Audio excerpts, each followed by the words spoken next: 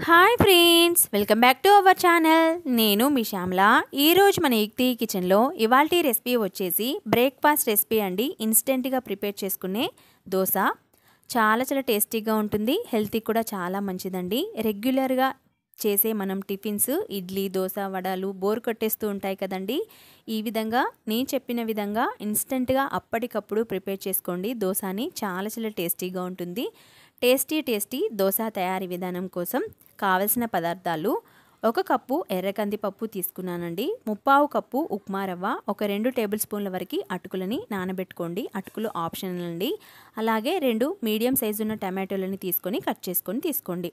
ముందుగా ఒక mixie jar తీసుకొని మనం తీసుకున్న ఎర్ర కందిపప్పు ఒక 2 సార్లు కడిగి వేసేసుకోండి. అందులోనే ఉప్మా రవ్వ, టమాటో ముక్కలని వేసేసుకోండి. అలాగే నానబెట్టిన అటుకులను కూడా వేసేస్తున్నాను.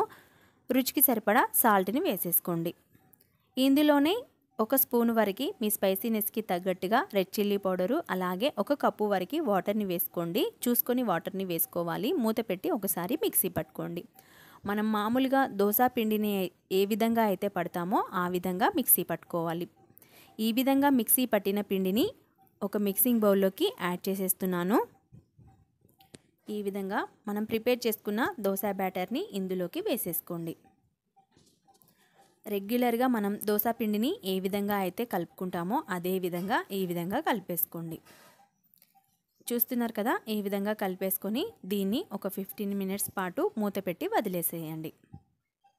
అలాగే కూడా వేసేసుకోవచ్చు, బట్ మనం ఒక 15 నిమిషాల పాటు మూత పెట్టి వదిలేస్తే దోశలు మరింత చాలా బాగా వస్తాయి. చూడండి, మనకి దోశ బ్యాటర్ అనేది ఈ విధంగా ఉంటే సరిపోతుంది.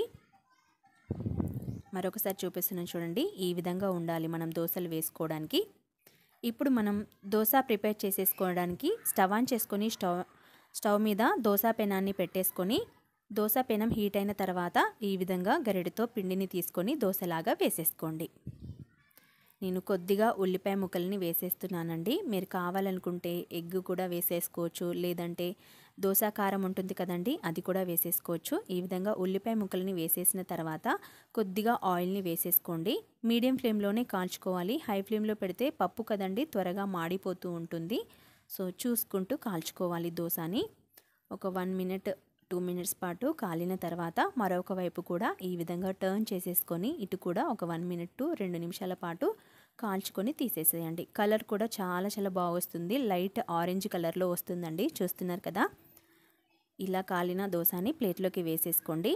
మరొక దోశ వేసి చూపిస్తున్నాను చూడండి. చాలా ఈజీగా ప్రిపేర్ చేసేసుకోవచ్చు. ఇన్స్టెంట్గా అప్పటికప్పుడు దోశ తినాలనుకునే వారికి చేసేసుకోవచ్చు అండి.